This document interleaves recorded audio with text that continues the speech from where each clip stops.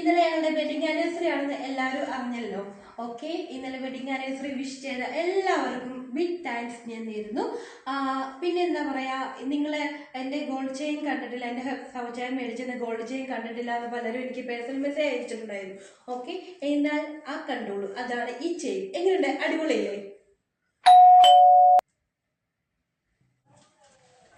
Hi Rashmi madam, belated happy wedding anniversary. Happy wedding anniversary. Thank U.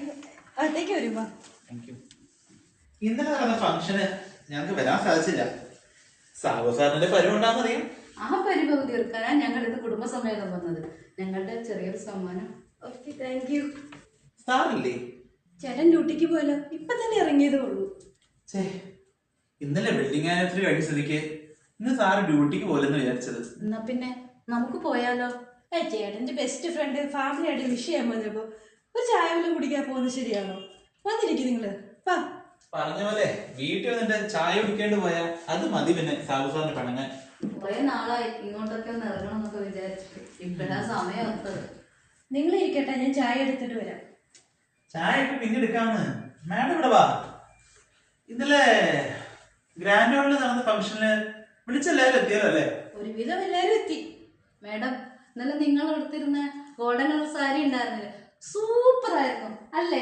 ഫേസ്ബുക്കിൽ ഫോട്ടോസും വീഡിയോസും ഒക്കെ കണ്ടായിരുന്നു. എല്ലാം ചേട്ടന്റെ സെലക്ഷനാ. ഇന്നലെ മാഡത്തിന്റെ കഴുത്തിൽ സാർ അണിഞ്ഞൊരു ഗോൾഡൻ ചെയിൻ ഉണ്ടല്ലോ. ഓ, സൂപ്പർ ആയിട്ടുണ്ട്. നല്ല അടിപൊളി ഗിഫ്റ്റ്.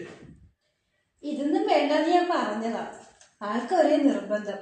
മാഡത്തിന്റെ കഴുത്തിൽ ആ ചെയിന് കിടക്കുന്നത് കണ്ട എന്താ അഴക്, സൂപ്പർ. നോക്കട്ടെ ആ ഗോൾഡ് ചെയിൻ. ബുദ്ധിമുട്ടുണ്ടാ? എന്ത് ബുദ്ധിമുട്ട്? ഇത് നോക്കിക്കോളൂ.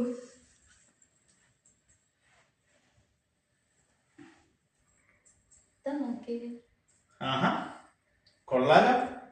ലക്ഷങ്ങൾക്കുള്ള മുതലുണ്ടല്ലോ അല്ലേ? ഇപ്പൊ ഗോൾഡിനൊക്കെ എന്താ വില?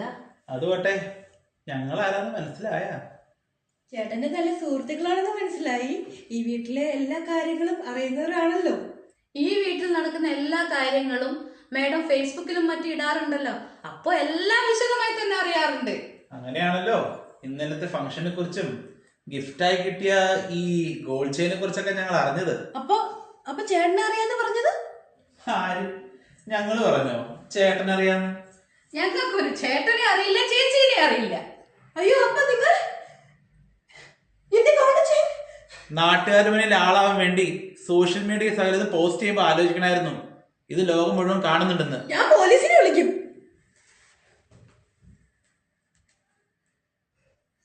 കൂടുതൽ അഭ്യാസമൊന്നും വേണ്ട. മര്യാദയ്ക്ക് അടങ്ങി ഒതുങ്ങി ഇരുന്നാൽ ജീവൻ ബാക്കി കിടക്കും. ഇത് ഇവർ സ്വയം വരുത്തി വെച്ചവനെയാണ്. എല്ലാവർക്കും ഇതൊരു പാഠമാവട്ടെ. വാ ചേട്ടാ.